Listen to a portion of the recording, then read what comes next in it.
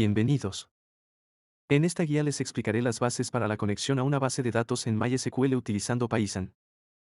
Para esta guía utilizaremos AMP con el fin de administrar la base de datos de MySQL y Python 3.11. Una vez tengamos estos dos requisitos, abriremos el símbolo de sistema y digitaremos el siguiente comando, pip install mysql connector Python. Esta es la librería que necesitaremos para conectarnos a la base de datos. Dentro de SAMP iniciaremos Apache y MySQL, daremos clic en el botón de admin de MySQL para administrar nuestras bases de datos, crearemos una nueva base de datos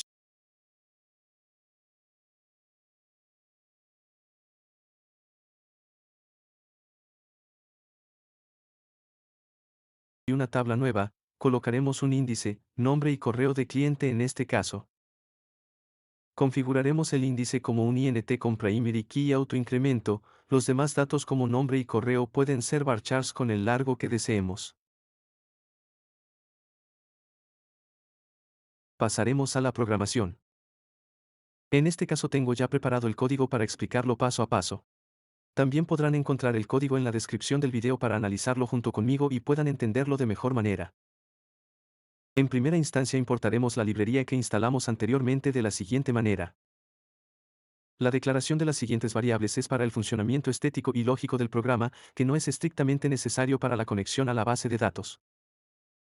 En la primera función programada encontraremos la conexión a la cuenta MySQL, almacenaremos la conexión en la variable con el mismo nombre, llamaremos a la función connect de la librería instalada, le daremos el servidor donde está alojada la base de datos, siendo en este caso localhost, el usuario por defecto root, y la contraseña que por defecto es un string vacío. Ahora colocaremos un cursor, desde el objeto conexión, llamamos el método cursor con la siguiente sintaxis. A partir del objeto cursor llamaremos al método execute y le pasaremos como parámetro un comando SQL, siendo el de mostrar las bases de datos show databases.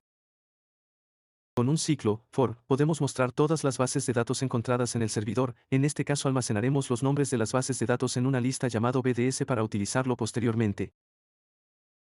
La segunda función sirve para escoger la base de datos a la que queremos acceder y filtrar la elección tomada, contando con un ciclo, while, para mostrar siempre los mismos mensajes y dos condicionales, if, para verificar que el dato colocado sea un número y sea del tamaño de la cantidad de bases de datos dentro del servidor, retornando la elección.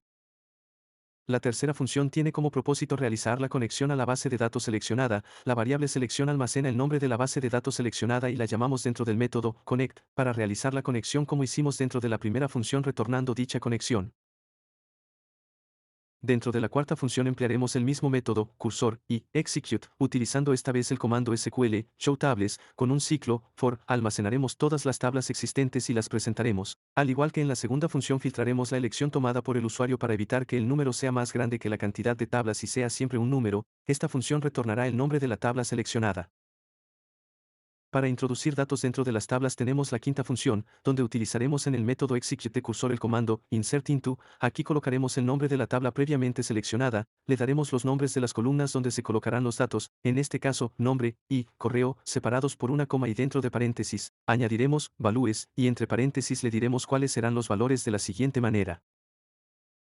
Hay que resaltar que en este caso estoy formateando el string para poder colocar dentro una variable tipo string y pueda ser leída, y concatenando la siguiente parte del string que no está formateado para que el programa pueda leer las siguientes instrucciones, esto lo almacenaremos en una variable llamada orden, para evitar colocar tanto texto dentro del método execute. Este ciclo while nos servirá para añadir todos los datos que necesitemos a la tabla sin mucha tardanza, almacenaremos los datos en una variable tupla con el mismo nombre, datos, y sus valores serán inputs que colocará el usuario, la variable respuesta nos servirá para decidir si terminar o no el ciclo while. Una vez que se hayan colocado los datos, colocaremos dentro del método execute el string que guardamos en la variable orden y la variable datos, para guardar los cambios utilizaremos el método commit del objeto conexión creado en la tercera función. La penúltima función nos sirve para consultar el contenido de las tablas, para ello necesitaremos la selección de la tabla de la cuarta función pues la colocaremos en el string que irá dentro del método execute del objeto cursor siendo la orden la siguiente, select, indicaremos los nombres de las columnas, en este caso id, nombre y correo, from, y el nombre de la tabla que queramos consultar.